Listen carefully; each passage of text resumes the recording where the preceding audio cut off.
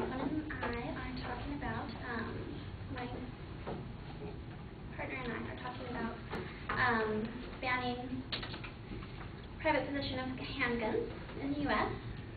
And I would first like to start out by saying that our opponent said how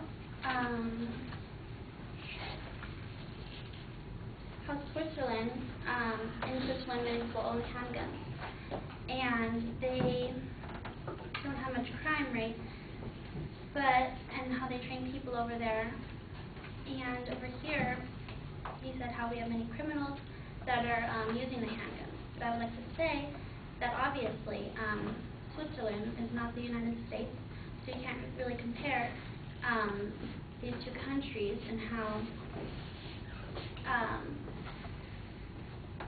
their culture doesn't have as much crime because they have the same amount of handguns. It just doesn't compare because we're a different country, basically.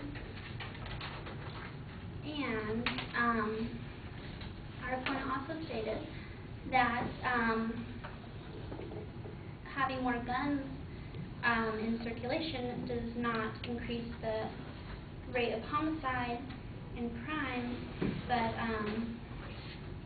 I have some evidence that gun control has decreased violence.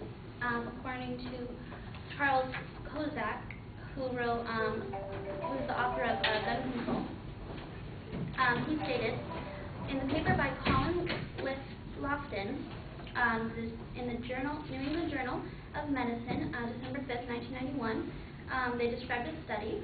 The authors found that there was statistically significant sustained decline in gun-related homicides and suicides in the District of Columbia after the law was adopted that banned circulation, purchase, sale, transfer, and possession of handguns. So from this, we could see that it was lowered. The crime rates were lowered.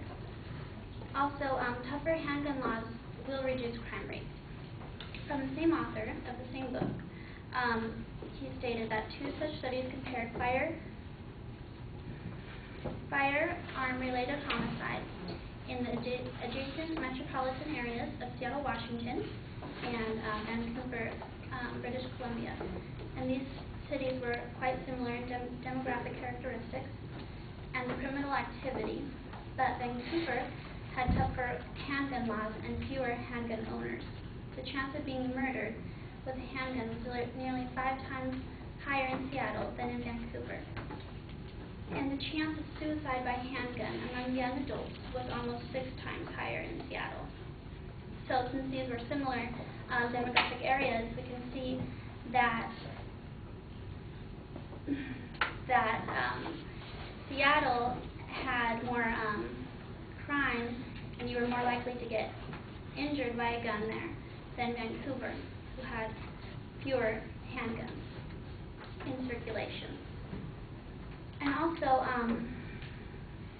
weak gun laws do not lead to more violence, or weak gun laws lead to more violence. According to the VPC, which is the Violence Policy Center, they found that states with higher gun ownership rates and weak gun laws have the highest rates of gun deaths, according to the new analysis by the VPC. And this was released in 2006, which was the most current available data. They defined the states that had weak gun laws as those that had little or nothing, that added little or nothing to federal restrictions and had permissive concealed carry laws allowing civilians to carry concealed handguns. These top 5 states that had the highest gun death rates and weak gun laws were number 1, Louisiana, number 2, Alabama, and Alaska and Mississippi were tied at number 3, and Nevada was number 5.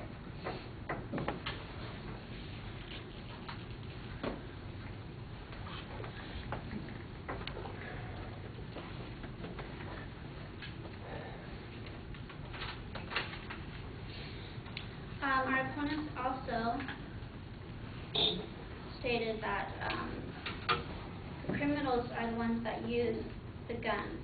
So obviously, something needs to be done to get these criminals behind the bars in the jails. So if we are able to